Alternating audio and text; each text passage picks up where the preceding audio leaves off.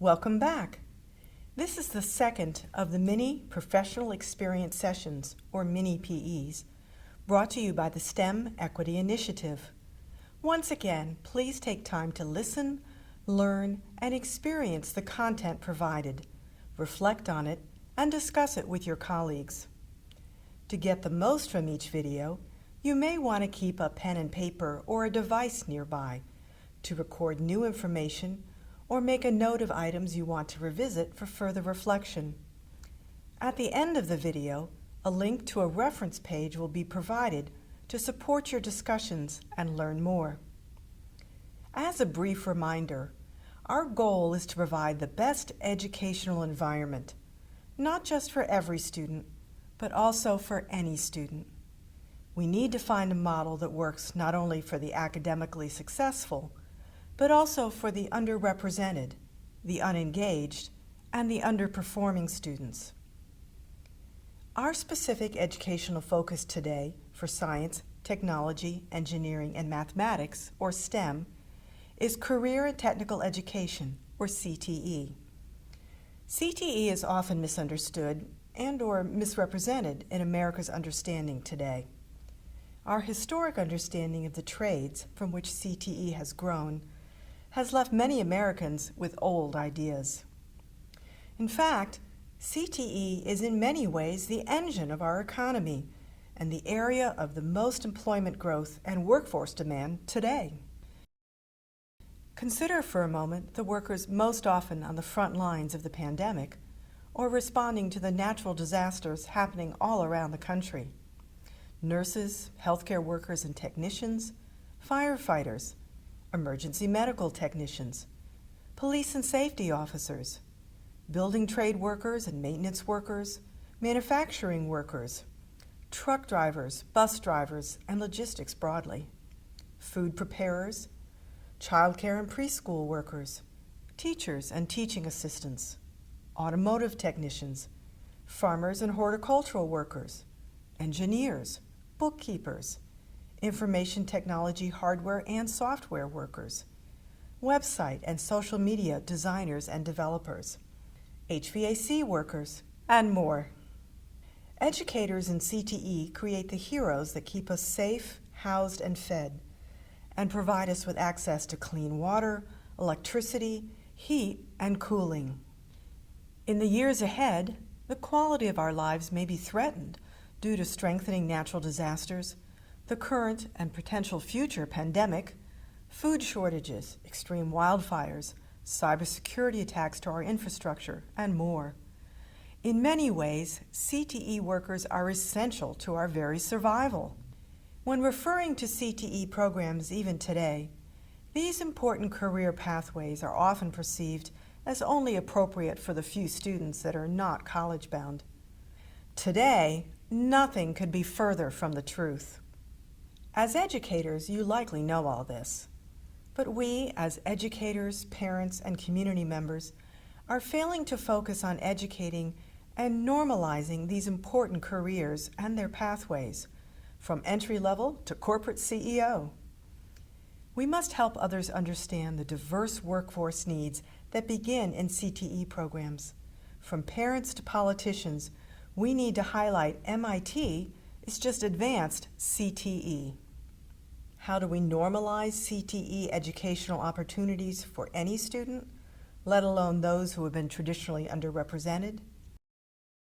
You may recall in the first mini PE, the STEM Equity Initiative identified 4 overlapping indicators of an equitable learning environment that can actually be felt and experienced by everyone in a classroom.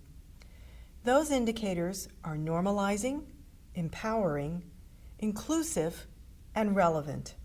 Together, these 4 indicators create the acronym N.E.I.R, or N.E.I.R. The first indicator, normalizing, develops through the power of both family and cultural norms, which begin at birth. Can there be any doubt this child will go to Commonwealth University or an equivalent when she grows up? Examples of normalizing can be viewed in the video of Christina Perez, found in Mini PE1, and on the STEM Equity Initiative's website. From TV shows Christina has watched her whole life, to her father's career example, to her own experience at construction sites and building a bookshelf, construction has been normalized. These powerful influences infused throughout her life made Christina Perez feel comfortable working in carpentry and construction. Let's listen to another story. This time we will meet Javier Barrera and his family.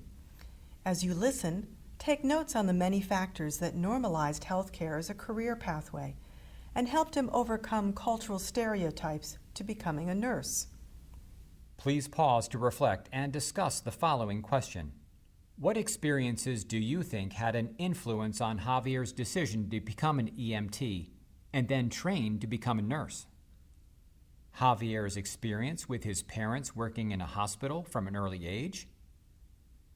Javier's example from his sister as a role model and mentor? Javier's experience watching EMTs rescue someone?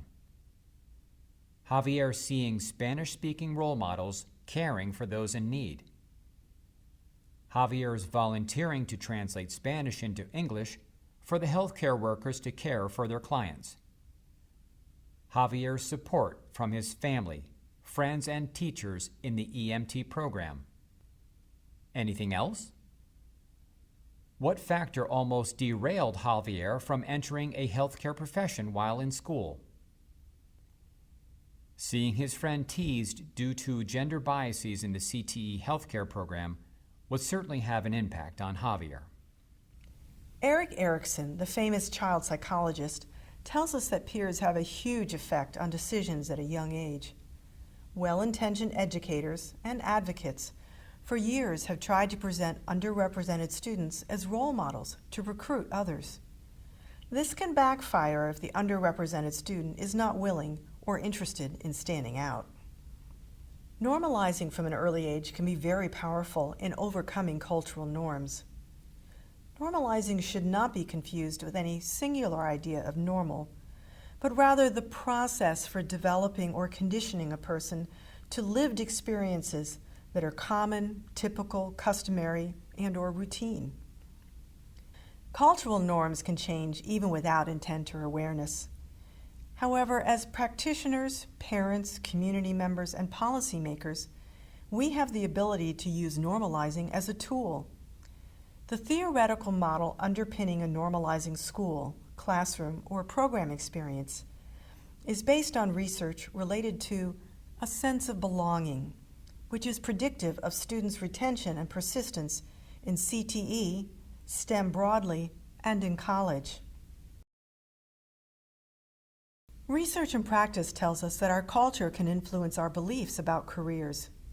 We see this all the time in families that have multiple generations in one career area, such as the military, police officers, or healthcare professionals. Having a parent or a community make a career pathway feel normal or within cultural norms makes the career pathway easier to enter.